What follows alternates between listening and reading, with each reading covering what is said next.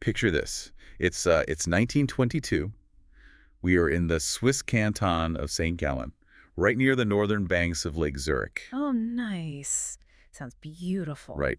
It's this quiet little village called Bollingen.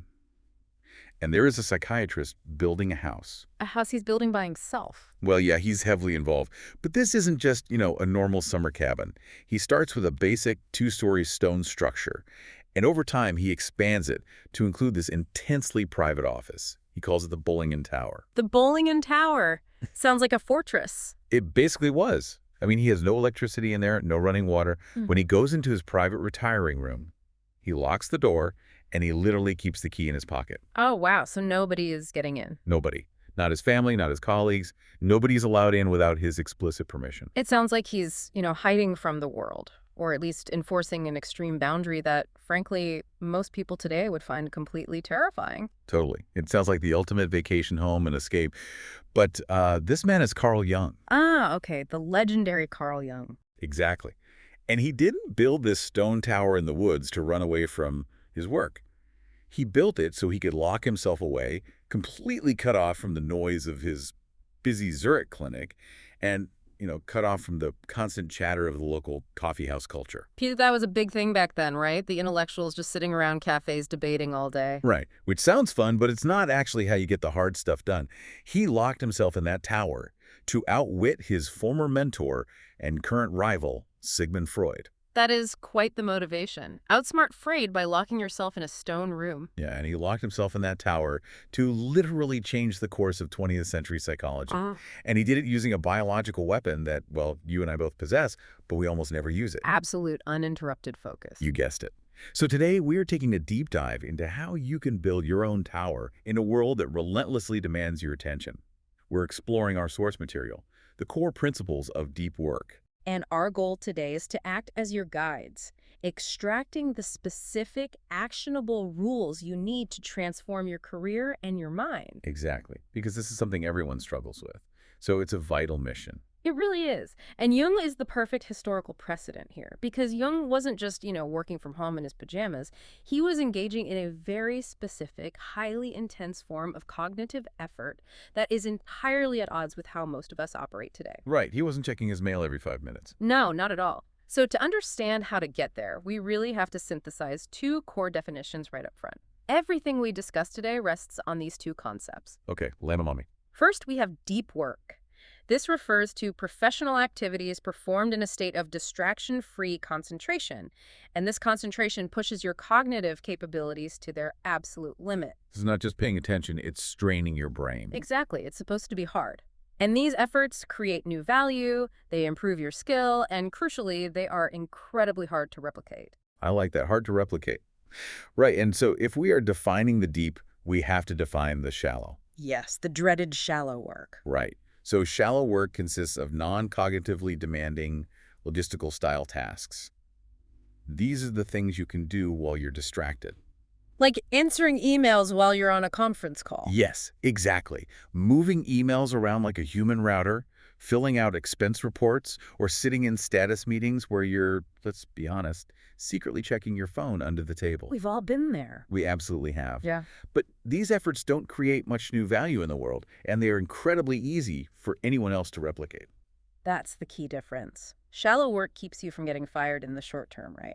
But deep work is what actually gets you promoted in the long term. That is such a good way to put it.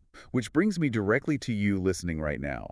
You might feel like you are busier than ever. Oh, everyone feels busy. Right. You are constantly answering messages. You're jumping from Slack to Zoom to email. You're putting in 10-hour days. Yet somehow, you're getting nothing of real, lasting value done. You feel totally drained, but ultimately unproductive at the end of the day. Exactly. And today, we're going to figure out exactly why that is and exactly how you can fix it. Because look, retreating to a stone tower in the woods without electricity sounds fantastic for a 1920s philosopher who wants to write a seminal book on psychoanalysis. Sign me up. I'd love a stone tower. I know, me too. But how does this actually apply to a modern knowledge worker today? Someone who is just trying to pay their bills, keep their boss happy, and navigate a hybrid work environment. It's a very fair question. And if we look at the macroeconomic context, the necessity of deep work becomes painfully clear. Have you ever heard of Eric Brynjolfsson and Andrew McAfee from MIT? The economists, right? Yes. They describe our current era as the Great Restructuring. Your great restructuring. Okay, what does that mean exactly? Well, as intelligent machines get smarter, and as digital technology accelerates, the labor market isn't just rising or falling uniformly. It's actively dividing. So it's splitting into winners and losers. Precisely. The gap between what machines can do and what average humans can do is shrinking rapidly. We are seeing a hollowing out of the middle class of knowledge work. Right, so employers are basically hiring new machines instead of new people. Mhm. I mean, if a piece of software can route the logistics, why pay a human a salary to do it? Exactly. And when they do need a human, remote technology means they don't have to hire whoever happens to live within a 30-mile radius of their office building. Right, because of Zoom and all that. Yeah.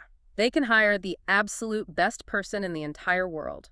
Brynjolfsson and McAfee identify 3 specific groups that are poised to win, to absolutely thrive in this great restructuring. Okay, let's break those down. Who are the winners? The first group is what they call the high-skilled workers. Right. And these aren't just people who are good at their jobs. No, these are the people who can work creatively and effectively with complex, intelligent machines. Yeah. Look at someone like Nate Silver, the election forecaster. Oh, that's a perfect example. Right. He doesn't just ask Google who will win an election.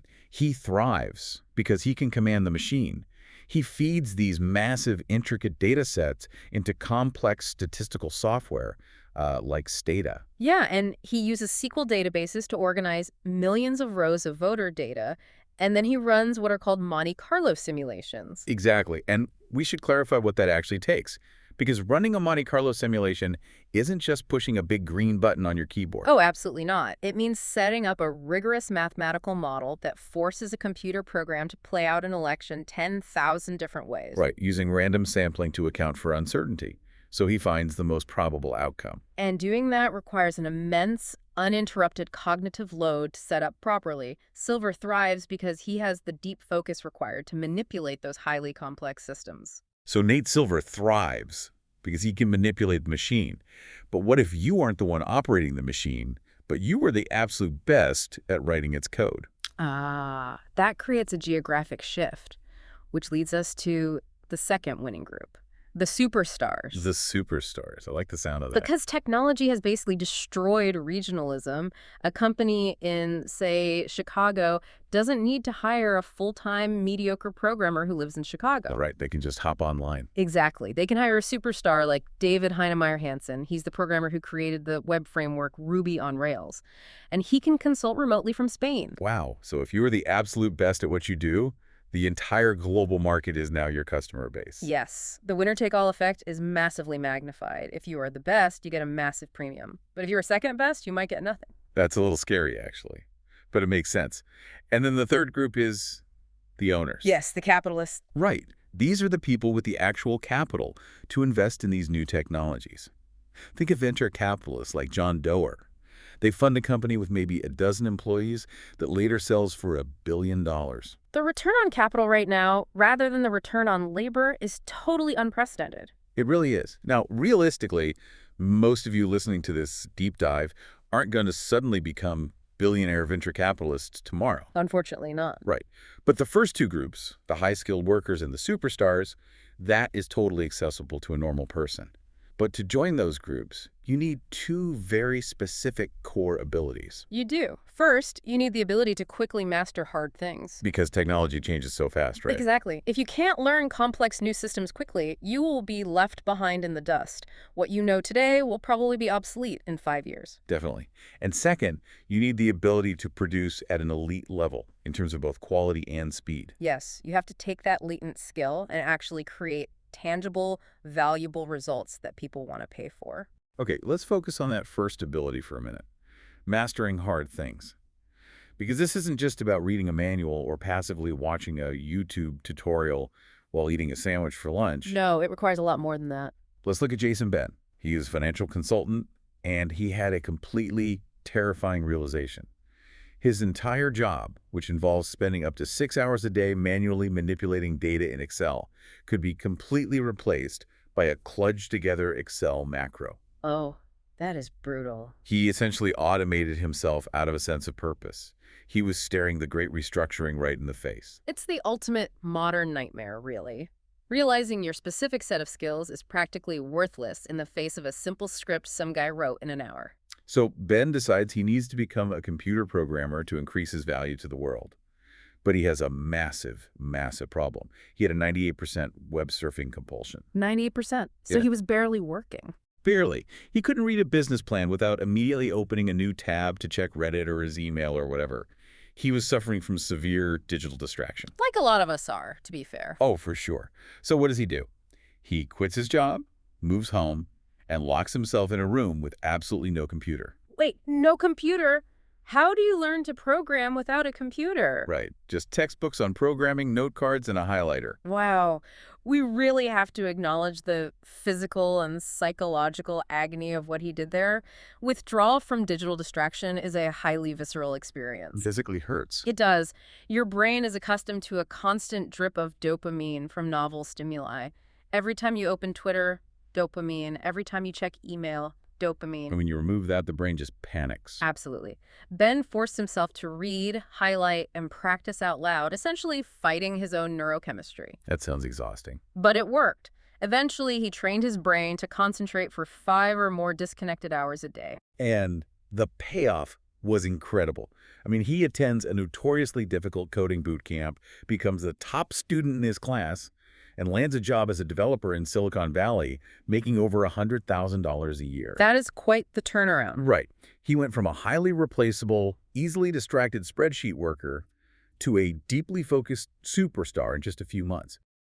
But the neurology behind why he was able to do this, that is what's truly fascinating to me. Yes, the brain science here is wild. Because it's not just that he tried really hard, he actually altered the physical structure of his brain. This is where we get into the biology of deliberate practice. This was heavily researched by K. Anders Ericsson. He's basically the pioneer of performance psychology. Okay, so what did he find? Well, when you want to master a hard cognitive skill, casually reviewing the material does nothing. You need intense, uninterrupted concentration. And neuroscientists understand the biological mechanism behind this now. It basically comes down to a substance called myelin. Myelin. Right, the brain's insulator. I always think of this like a thick layer of rubber wrapped around an electrical wire. That's the perfect way to visualize it. Skills, whether they are intellectual like writing Python code or physical like swinging a golf club, ultimately reduce down to brain circuits. Just neurons firing. Exactly. And as you get better at a skill, you develop more myelin around the relevant neurons in that specific circuit. This myelin sheath prevents electrical impulses from leaking out. Oh, so it keeps the signal strong. Yes, which allows the circuit to fire significantly faster and cleaner. To be great at something is, biologically speaking, to be heavily myelinated. I love that. Heavily myelinated. So when Jason Ben locked himself in that room with his textbooks, what was physically happening inside his head? When you focus intensely on a specific skill, you force that specific neural circuit to fire in isolation over and over again. This sustained isolated firing triggers cells called oligodendrocytes. Oligodendrocytes. Say that 3 times, guys. Right. But these cells act like little biological factories, and their whole job is to wrap layers of myelin around those specific neurons, cementing the skill. But if you are distracted, and I think this is a critical part for people to hear, if you're trying to learn SQL database management while also keeping your social media feed open, checking your texts, and listening to a podcast, You are firing way too many circuits simultaneously and completely haphazardly. exactly, you cannot isolate the specific group of neurons you want to strengthen. The oligodendrocytes basically don't know which circuit to myelinate because everything is firing at once. It's just noise to them. Distraction literally, biologically prevents myelination. You physically cannot learn hard things quickly if your attention is fragmented. You are either insulating the wires of your expertise or you're just throwing sparks everywhere and hoping something catches fire. That is a great analogy. And this leads us to the second core ability we mentioned earlier. Producing at an elite level. Let's look at Adam Grant. Have you read much of his work? Oh yes, he's incredibly prolific. Insanely prolific. He became the youngest full professor at the Wharton School of Business. He produces an absurd amount of peer-reviewed papers. And how does he do it? By treating productivity as a scientific problem and batching his work into long, uninterrupted stretches. Right. Grant leverages the fundamental math of productivity.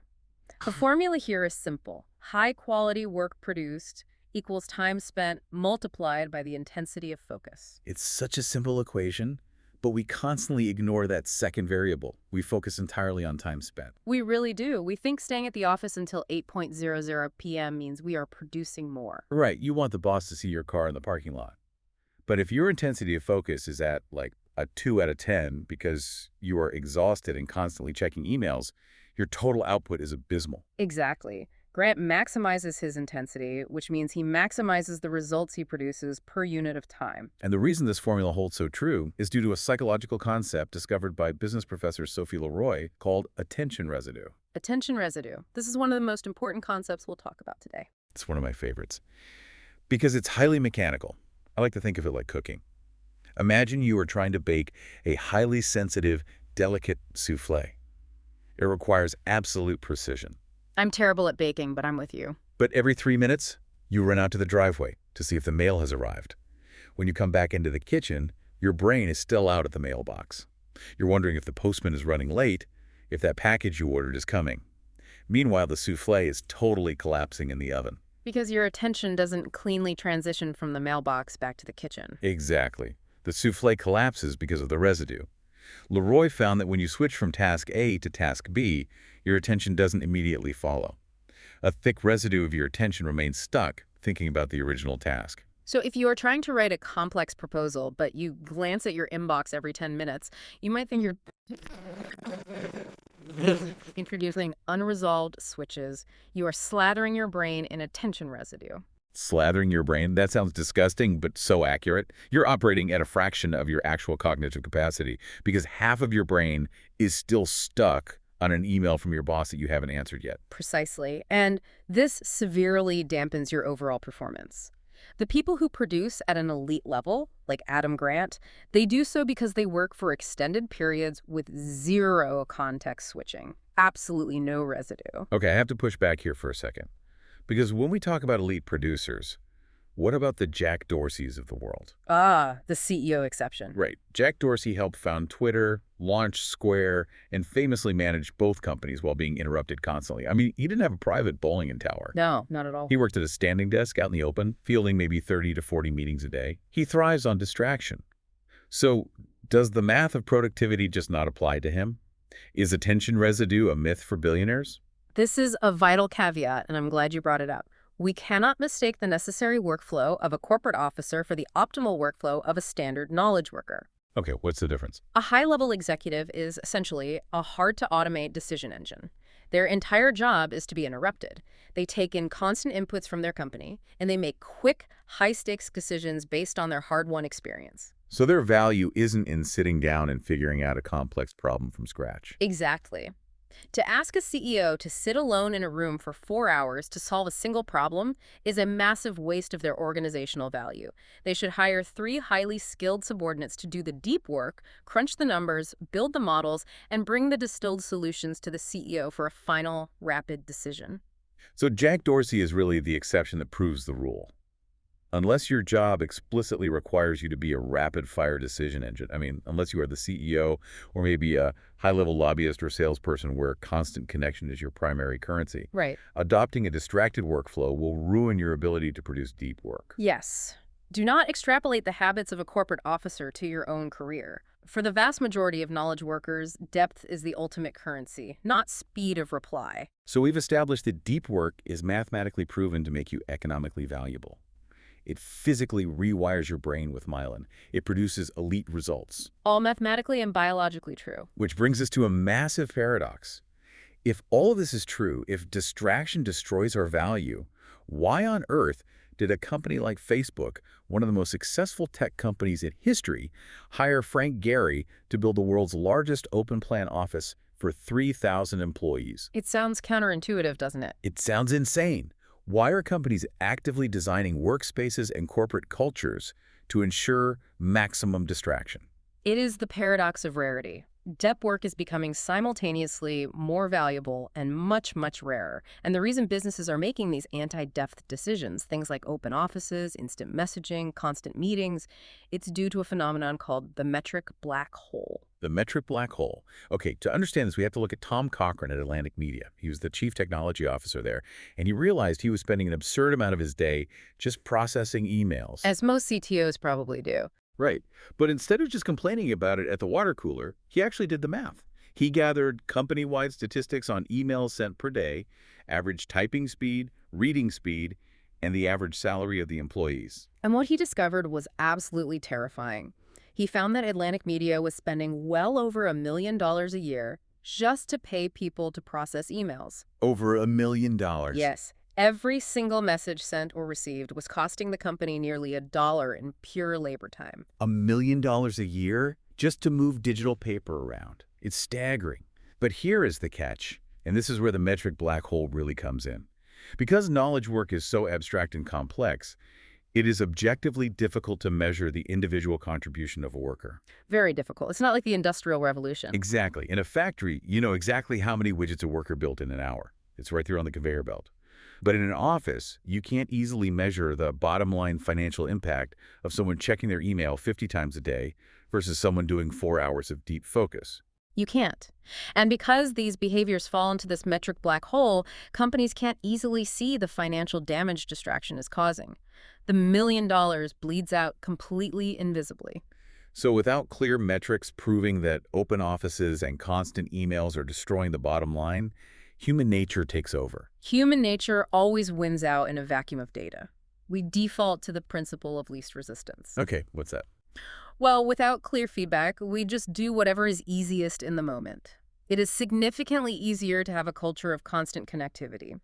It's easier to hit reply all with a half-baked thought or set up a recurring standing meeting than it is to rigorously plan a project, manage your time, and face the short-term psychological discomfort of hard concentration. Oh man, that is so true. It's so much easier to just call a meeting than to actually figure out the problem yourself. Exactly.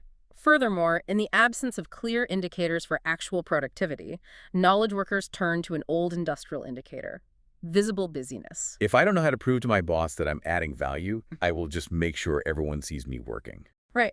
I'll send emails at 11:00 p.m. I will show up to every single optional meeting. I will be visibly, frantically busy at my desk. Busyness essentially becomes a proxy for productivity. Which is the exact opposite of what actually produces value. Look at the Nobel Prize-winning physicist Richard Feynman. He had a brilliant strategy for this. He really did. He had this strategy of being actively irresponsible.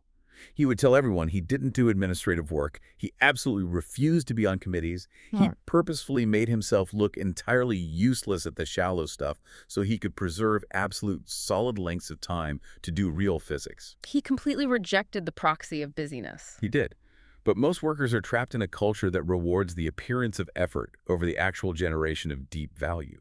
We celebrate the person who answers an email in 2 minutes, even if their actual work is, mediocre. We do. So why do we celebrate these open office, hyper-connected environments if they are so demonstrably bad for our brains and our output? That's the million-dollar question. We can look to cultural critic Neil Postman to explain this.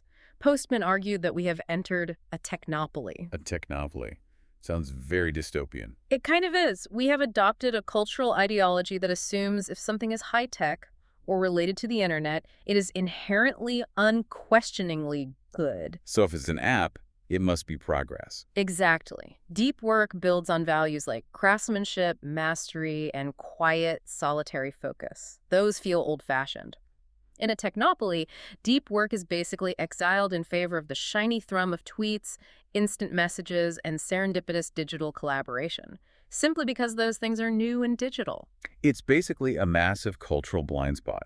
We've decided that because Slack is a piece of software, it must be better than closing your door to think. It's a huge assumption that we've all just swallowed. But this blind spot is actually incredible news for you, the listener. Because if everyone else is caught in the metric black hole, worshiping at the altar of busyness and the cult of the internet, that leaves a massive, unexploited economic advantage for you. If you are willing to cultivate depth, yes, it is bad for business in general, but exceptionally good for you as an individual. You can essentially perform arbitrage on your own attention. Okay, so we've covered the economics of this pretty thoroughly. We know deep work makes you valuable. We know it physically changes your brain with myelin. Right. But I want to shift gears to something more human here. Because money isn't enough to sustain a human being over a 40-year career. Will deep work actually make you happy? That is the ultimate question. Because sitting in a soundproof room, crunching code, or analyzing legal briefs, it sounds, frankly, a bit miserable and lonely to some people. That is a crucial transition. It's not just about producing more widgets for your boss. Deep work doesn't just generate economic value, it generates profound personal meaning. Think about Rick Furr. He's a blacksmith in Wisconsin, and he specializes in ancient metalworking practices. Blacksmithing, talk about an old school craft. Right. He takes a piece of steel, and he spends 100 blows by hand to forge a sword. That's a task he could accomplish in 1 second with a modern hydraulic press. But he chooses to do it by hand. He subjects himself to intense physical exhaustion just to leave the evidence of his own 2 hands on the metal.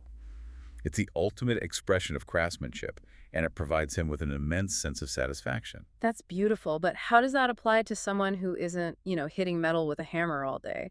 How does a marketing copywriter or a server admin find that same level of meaning? Well, it applies through the lens of neuroscience and psychology. Let's look at the science writer Winifred Gallagher. Her story's incredible. It really is. After receiving a devastating, highly advanced cancer diagnosis, she made a conscious, radical decision about her attention. She realized that your worldview isn't strictly dictated by what happens to you. It's dictated by what you choose to pay attention to.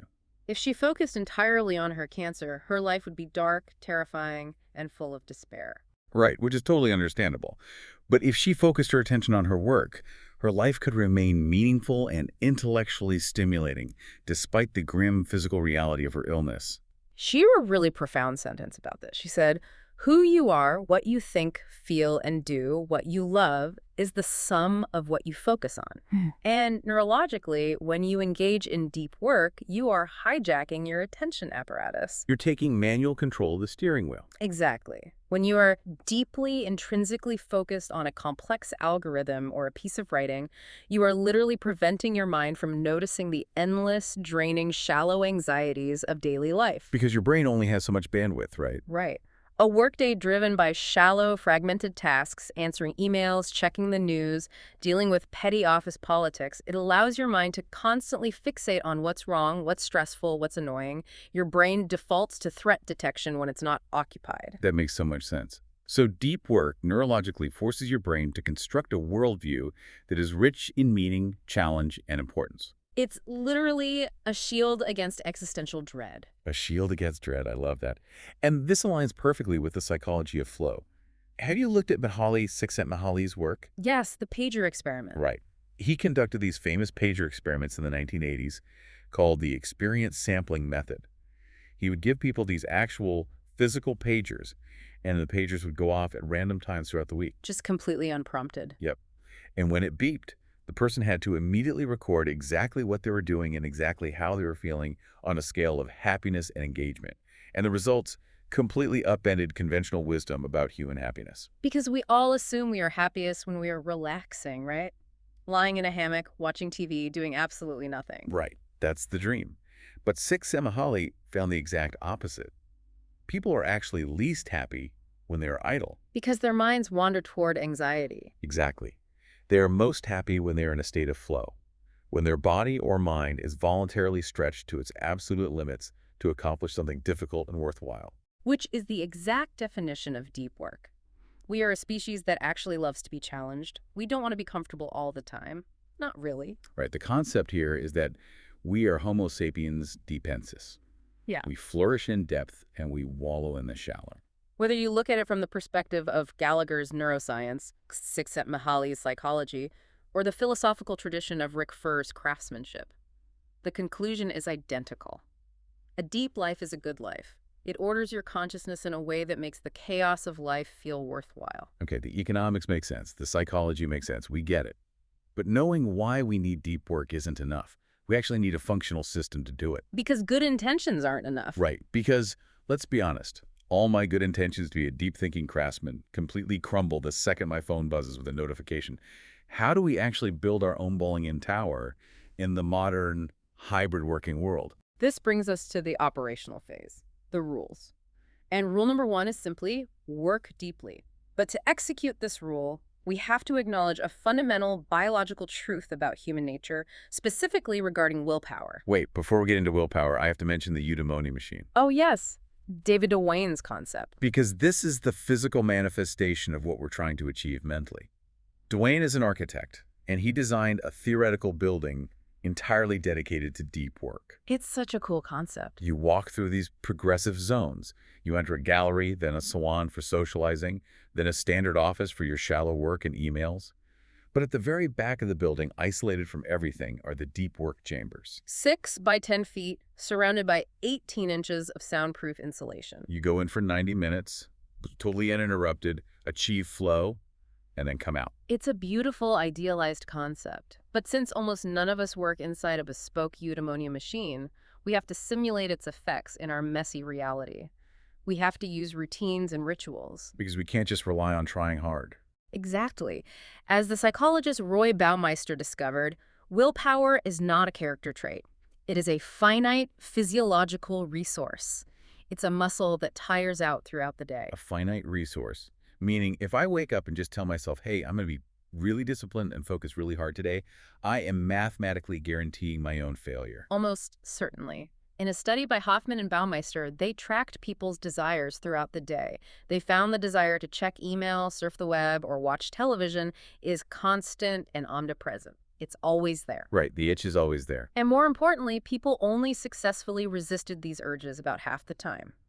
If you rely on sheer willpower to wrest your attention away from a distracted afternoon to do hard cognitive work, you will deplete your willpower reserves and you will fail. Now, so what's the alternative? You need smart routines to minimize the friction of starting deep work so you don't have to use willpower at all. So we need a philosophy of scheduling. And there are 4 different approaches to scheduling depth. I want you, the listener, to really think about which of these fits the reality of your life and career. The first one is the monastic philosophy. The monastic approach is definitely the most extreme. Think of Donald Knuth, the famed computer scientist. He literally stopped using email entirely in 1990. Just quick cold turkey. Yes. The goal here is to maximize deep efforts by radically eliminating all shallow obligations. You cut yourself off entirely. It works best for people whose only professional metric is thinking big thoughts, like a theoretical physicist or a prolific novelist. Most of us would get fired if we tried that. Sorry, boss, I'm monastic now. I don't do emails. Yeah, that won't fly in middle management. So option 2, the bimodal philosophy. This is Carl Jung retreating to his Bollingen Tower. Exactly. Bimodal means dividing your time into 2 highly distinct modes. You dedicate clearly defined stretches to deep pursuits, maybe 4 days a week, or a whole season like an academic taking a sabbatical. And during that time, you act completely monastically. No internet, no calls. But then you come back. Right. The rest of the time, you return to the city. You are open to shallow work, meetings, and normal life. Huh. But the minimum unit of time for a bimodal deep stretch is usually at least 1 full day. You can't just do a bimodal morning. Which is still tough for a standard 9-to-5 office worker who has daily check-ins and stand-ups. Which brings us to option 3, which seems the most practical for the average professional. The rhythmic philosophy. This is basically the chain method. The rhythmic approach asks you to turn deep work into a simple, regular, undeniable habit. You do it at the exact same time every single day. Look at Brian Chappell. He was a doctoral candidate, right? Yes, a busy doctoral candidate who also had a full-time job and a brand new baby. He couldn't take a bimodal day off. It was impossible. So he woke up every weekday and worked on his dissertation from 5:00 a.m. to 7:30 a.m. before the chaos of his day even began. It removes the need to make scheduling decisions. The rhythm just takes over, and willpower is preserved. You don't ask yourself if you're going to write. You just wake up and write. Exactly.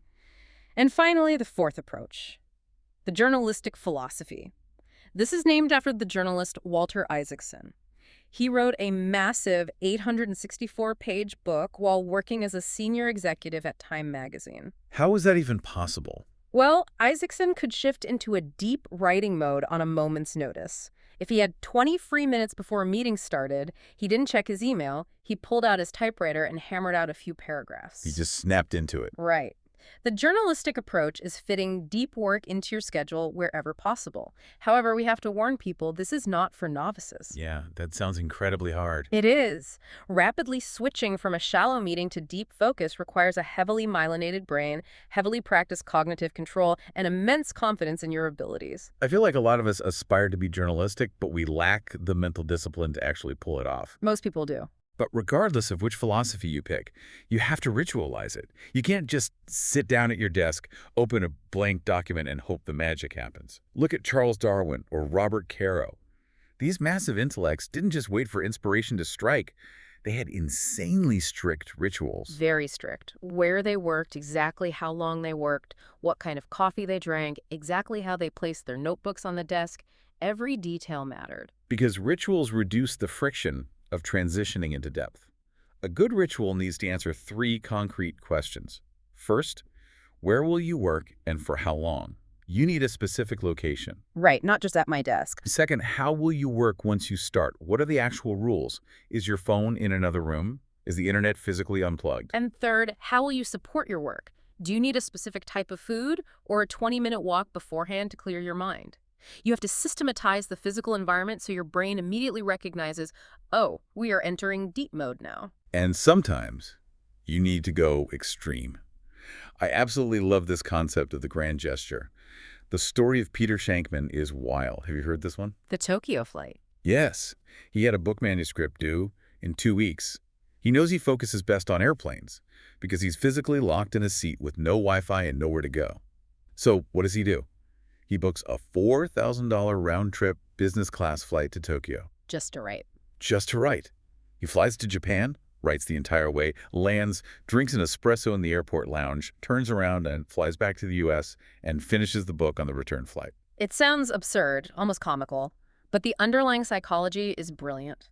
By committing so seriously to the task, by investing significant money and physical effort just to change your environment, you elevate your deep goal to a level of absolute mental priority. It unlocks cognitive resources you didn't know you had. Now, obviously, most of us cannot drop $4,000 on a flight to Tokyo to write a quarterly report. Probably not a reimbursable expense. Right. But if you're a middle manager with a shared calendar, your grand gesture might be booking a conference room on a different floor for 3 hours. And the key is, you intentionally leave your laptop charger at your desk. Oh, that's clever. You now have a hard physical deadline before your battery dies. The friction of having to walk back upstairs to get the charger keeps you locked into the task. That's a perfect adaptation. The financial or logistical commitment forces you to show up and respect the time. Now, we should also address a common misconception here.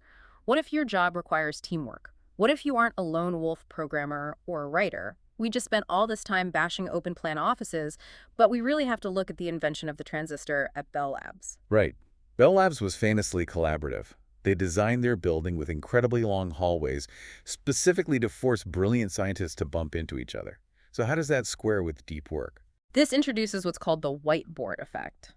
Deep work does not always mean strict isolation.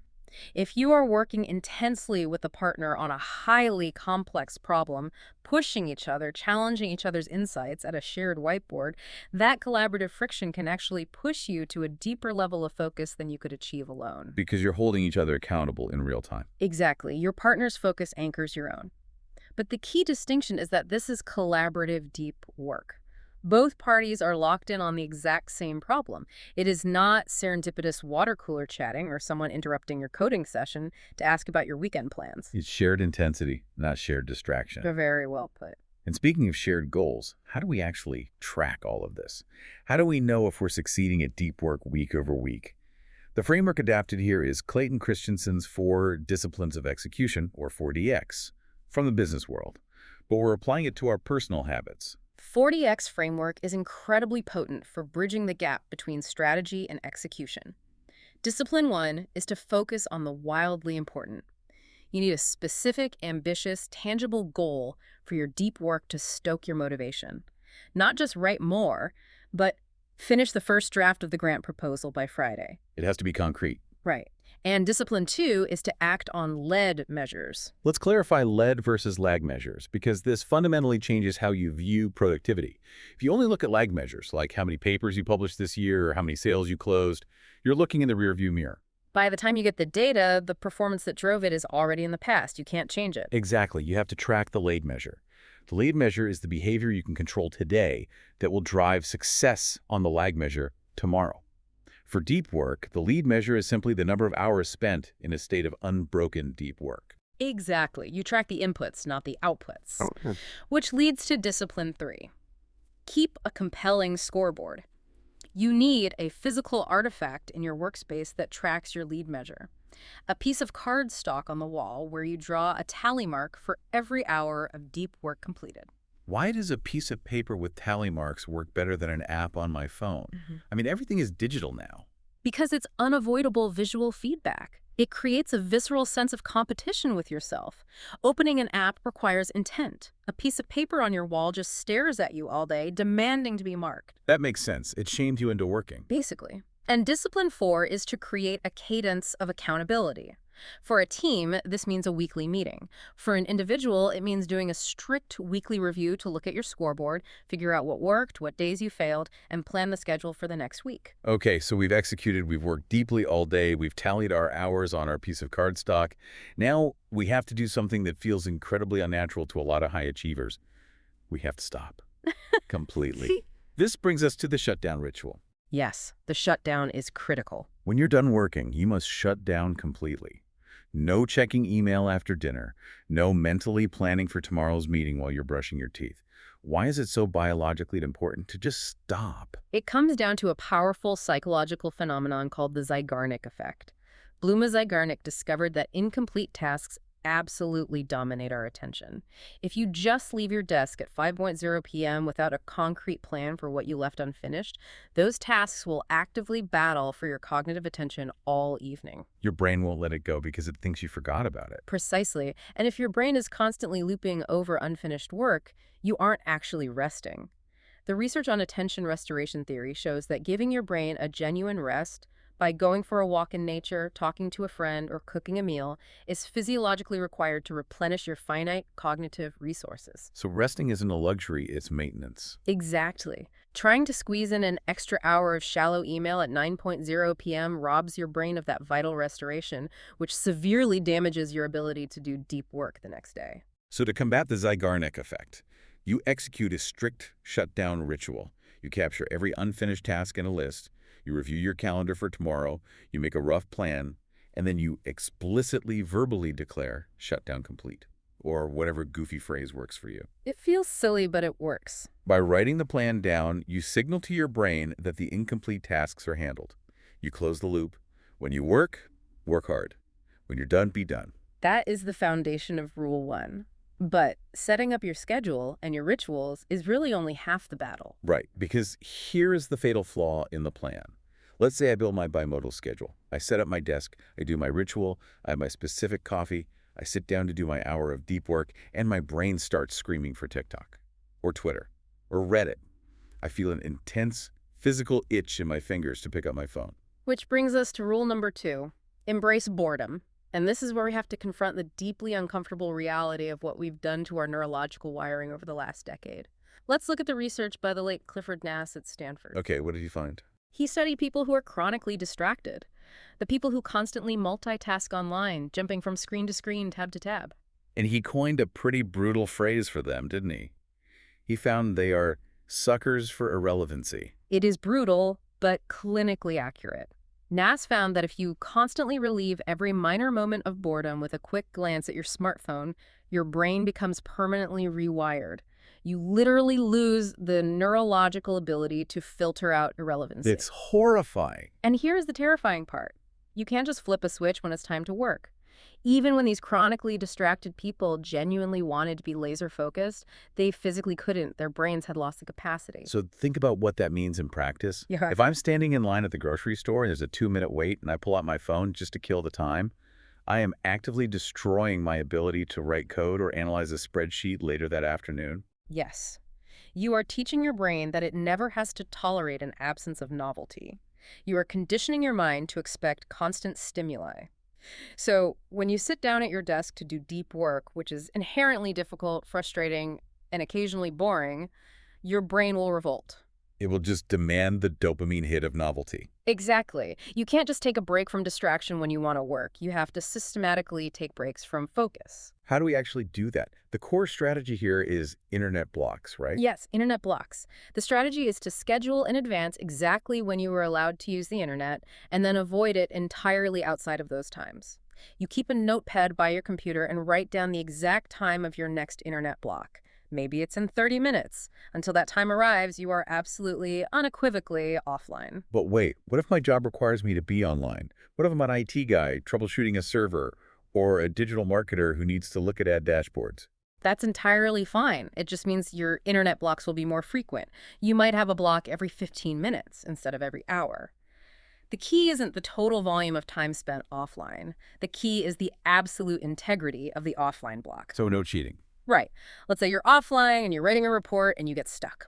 You just need to quickly Google one statistic to finish the paragraph. You will feel an intense urge to just jump online for 5 seconds. Oh, I would totally just Google it. But you must resist. You have to experience that craving for distraction, sit with the frustration, and deny it until your next scheduled block. That resistance is basically concentration calisthenics. It strengthens your attention muscles. If you give in to the 5-second Google search, you reinforce the wiring that says frustration equals distraction. Exactly. Which leads perfectly into another intense training tactic, Roosevelt dashes. This is named after Theodore Roosevelt, who, when he was a student at Harvard, had an insane array of extracurriculars, boxing, wrestling, publishing books, you name it. To fit it all in, he would artificially compress his study time. He would identify a task, estimate how long it should normally take, and then give himself a hard deadline that drastically reduced that time. The only possible way to get it done was to work with a blistering, teeth-gritting intensity. I challenge everyone listening to try this tomorrow. Pick a task that usually takes you an hour. Give yourself 40 minutes. Set a countdown timer right on your desk where you can actively see the seconds ticking away. And attack it. You are forcing your brain to operate at a higher RPM. Right. And because the deadline is so tight, you simply don't have the luxury of entertaining a distraction. It's an incredibly effective way to stretch your cognitive limits and train your brain to tolerate deeper levels of focus. Another method to train this muscle is called productive meditation. This one sounds a bit mystical at first, but it's deeply practical. Productive meditation is taking a period when you are occupied physically, but not mentally. Like walking the dog, taking a shower, or commuting on a train. Exactly. And you actively focus your attention on a single, well-defined professional problem. Like outlining an article, solving a coding bug, or mapping out a business strategy in your head. But there is a specific cognitive enemy you have to fight here: looping. Looping. I am so guilty of this. You start thinking about the problem, but instead of advancing to a solution, you just review the parameters over and over again. You just pace the same mental circle. Because when faced with a hard problem, the brain wants to conserve metabolic energy. Pushing into the unknown requires serious effort. So instead of diving deeper to find a solution, your mind will just rehash the parts of the problem you already know over and over. When you catch yourself looping, you have to actively, consciously push your attention toward the next logical step of the problem. It requires intense cognitive control. The final training tactic under Rule 2 is fascinating because it seems totally unrelated to office work. It involves memory athletes. Look at Daniel Kilov or Ron White. Ron White is a USA memory champion. These guys memorize entire decks of shuffled cards in minutes. It looks like a magic trick. It does. But they don't do it by rote memorization. They use visualization. Walking through a mental house and placing vivid visual scenes in different rooms. The point here isn't that we all need to learn to memorize cards for the sake of a party trick. The point is that practicing this kind of intense spatial memory training requires unwavering attention. If your mind wanders for a single second, you lose the mental image and you drop the deck. It's not just weightlifting for the brain. It's like formatting a hard drive. You are practicing the act of creating an organized mental architecture, so that when complex information comes in during your workday, your brain knows exactly which folder to put it in, rather than just tossing it onto a cluttered mental desktop. If you improve your ability to memorize, you are incidentally improving your overall ability to concentrate. It's all about treating focus like a skill to be developed, rather than a trait you either have or don't. Which brings us to the elephant in the room. Rule number 3. Quit social media, network tools. Facebook, Twitter, Reddit, Instagram, even LinkedIn. The approach here is uncompromising. It has to be uncompromising. And I have to play devil's advocate again, because this is where people really rebel. People say, I get value from these sites. I follow industry leaders on Twitter, which gives me ideas. I keep up with college friends on Facebook. I find weird, interesting articles on Reddit. I network on LinkedIn. Isn't some benefit worth the distraction? This is the exact logical trap we fall into. It's called the any benefit mindset. We justify using a digital tool if we can identify any possible benefit to its use or any possible thing we might miss out on if we don't use it. Right. It's the FOMO approach to technology. Fear of missing out. If I quit Twitter, I might miss a breaking news story. Exactly. But we need to adopt the craftsman approach instead. Think of a master woodworker. They don't fill their shop with every single tool at the hardware store just because a tool might be slightly useful one day. They'd have no room to work. Right. A craftsman identifies their core goals, and they only adopt a tool if its positive impacts on those specific goals substantially outweigh its negative impacts. And the economic reality backing this up is the law of the vital few, commonly known as the 80-20 rule. The 80-20 rule dictates that 80% of your progress comes from 20% of your activities. Time is a zero-sum game. There are only 24 hours in a day. Every hour you spend on a low-impact activity, like scrolling Twitter to stay supposedly plugged into the discourse, is an hour stolen from a high-impact activity. Like reading a dense, challenging book, mastering a new skill, or spending deep, uninterrupted time with your family. Exactly. By servicing low-impact activities because of the any-benefit mindset, you are actively harming your ultimate success. You are trading pennies for dollars. But this raises a huge practical problem. If we quit all these apps, what do we actually do with our evenings? If I'm sitting on the couch after a hard day of work, my brain is fried and I can't look at my phone, I'm going to go crazy, I need to decompress. To solve this, we can look to Arnold Bennett, a writer from over 100 years ago. Bennett wrote a phenomenal little book called How to Live on 24 Hours a Day, analyzing how we waste our time outside of work. He argued that the mental faculties are actually capable of continuous hard activity. Wait, really? Yes. They don't tire like an arm or a leg. They just want a change of activity, not necessarily vegetative rest. Bennett said we have 16 hours outside of work, and we treat them like an afterthought. We just survive until 5:00 p.m., and then we default to whatever is easiest. Today, that means algorithmic distraction. We fall into a digital vacuum. So the strategy is to actively plan our evenings and weekends with high-quality leisure. Structuring your leisure. We think of leisure as something that should be spontaneous, but spontaneous leisure usually degrades into screen time. Whether it's reading difficult poetry, as Bennett suggested, or learning a guitar chord, or playing a complex board game with your kids. If you proactively give your mind something meaningful and slightly challenging to do, the addictive pull of these shallow network tools will vanish. You won't need an app to relieve your boredom because your life will be full. It's all about intentionality. You dictate your time, the algorithm doesn't. Which leads us to the final piece of the puzzle, rule number 4. Drain the shallows. We've talked about how to focus, how to train our brains, how to cut out social media. But what about the unavoidable administrative sludge of modern jobs? The TPS reports. Right, the emails, the reports, the recurring sync meetings. We can't eliminate shallow work entirely, but we can contain it. A remarkable experiment by the software company 37 Signals, now known as Basecamp, proves how much fluff is in our schedules. They decided to shorten their work week from 5 days to 4 days, and they found that their employees accomplished the exact same amount of work in 4 days as they did in 5. Wait, let's unpack the math on that. If they cut 20% of their time, but their total output stayed exactly the same, that implies the standard 5-day work week is mathematically padded with at least 20% useless filler. Is that where the shallow work lives? Exactly. The reduction in time disproportionately eliminated the shallow work. When people have less time, they ruthlessly cut out the fluff out of pure necessity. The useless status meetings disappeared. The long-winded email chains stopped. But the deep important work, like writing code and designing interfaces, that still got done. Because it had to. And they went even further. They gave their employees the entire month of June to do nothing but deep work on self-directed projects. No meetings, no shallow obligations whatsoever. That sounds like paradise. And the result was massive innovation. They created 2 entirely new, highly valuable products in that single month. The takeaway is that shallow work is far less vital to the survival of a business than it seems in the moment. It is largely dispensable. But to drain the shallows in your own life, you can't just wait for your boss to give you Fridays off.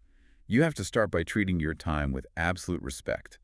And the primary strategy here is scheduling every single minute of your workday. I know people bristle at this. Scheduling literally every minute sounds oppressive. It sounds totally rigid, like you're a robot. It sounds rigid, but it's actually liberating. You divide your day into blocks and assign specific activities to them. A block for deep work, a block for email, a block for lunch. It forces you to realize how much time you are actually spending on autopilot. But what happens when the plan inevitably falls apart? What if an emergency happens at 10 a.m. and blows up my entire schedule? That's entirely fine. You just take 2 minutes and redraw the blocks for the rest of the day. The goal isn't rigidity. The goal is intentionality.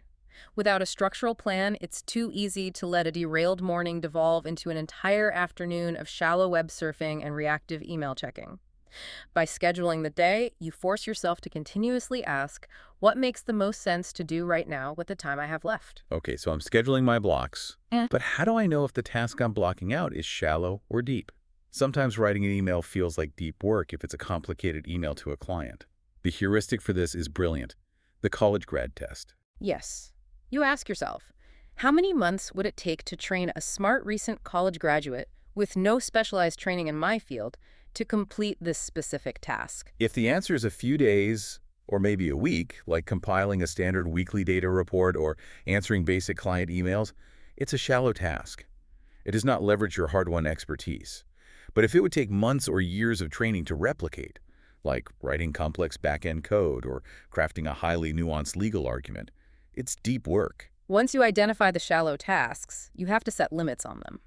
This brings us to fixed schedule productivity. Look at the computer science professor Radhika Nagpal. She limited her work week to 50 hours. Now, to a lot of people, 50 hours sounds like a ton. But in the hyper-competitive world of academia, professors regularly work 70 or 80 hours a week just to survive. She set a hard cap at 50 hours and worked backward to cull the shallow tasks that didn't fit into that container. This scarcity mindset forces ruthless efficiency. Suddenly, you can't say yes to every optional committee or every request for a coffee meeting. You have to protect your time. Your default answer to shallow requests basically becomes no. But how do we actually become hard to reach without making people angry? The inbox is the ultimate source of shallow work. There are a couple of powerful tactics to protect it. First, use sender filters. Instead of a general email me anytime link on your website or at the bottom of your signature, you put up a filter. Only email me if you fit these 3 specific criteria, and if you do, here's exactly what I need you to include. You force the sender to do the filtering work before they are allowed to claim your attention. And second, use process-centric emails. I am so guilty of failing at this. You get an email from a colleague that says, hey, want to grab coffee next week to discuss the project? And you reply, sure, what day works for you? And then they reply, how about Tuesday? And you reply, morning or afternoon. It's awful. It's a 10-message chain spread out over 3 days that leaves unresolved Zeigarnik loops open in your brain the entire time. A process-centric email closes the loop immediately. You reply once. Yes, I'd love to discuss the project. I am free Tuesday at 10 a.m. or Wednesday at 2 p.m. at the cafe on Main Street. If either of those works, consider it confirmed and I'll see you there. If not, please reply with another specific time and location. You process the entire logistical back and forth in one single message. Less mental clutter means more resources preserved for deep thinking. It's all about minimizing the back and forth. We have covered an immense amount of ground today. We started in the Stone Tower in Switzerland with Carl Jung. We looked at the macroeconomics of the Great Restructuring, the biology of myelin, the necessity of quitting social media, and we ended up optimizing the exact phrasing of our email replies. But it all connects to one central truth. Deep work is rare. It is highly valuable. And it is deeply meaningful. But I want to remind you, the listener, that choosing the deep life is not the easy path. It requires you to leave behind the comfortable artificial busyness of Slack messages and the dopamine hits of social media. It requires facing the terrifying fear that if you actually sit down and focus, your absolute best work might still not be good enough. It strips away your excuses. It does. But look toward the horizon. The Great Restructuring isn't stopping, it's accelerating. As artificial intelligence begins to perfectly automate all the shallow logistical tasks we've been talking about, writing basic emails, summarizing meetings, generating standard reports, tweaking spreadsheets, the only human labor left with any true economic value will be the deepest, most complex, most empathetic, and most creative work. Cultivating depth isn't just a neat productivity hack anymore. It might literally be the only way to ensure your relevance in the workforce of tomorrow. The shallow work will be consumed by the machines.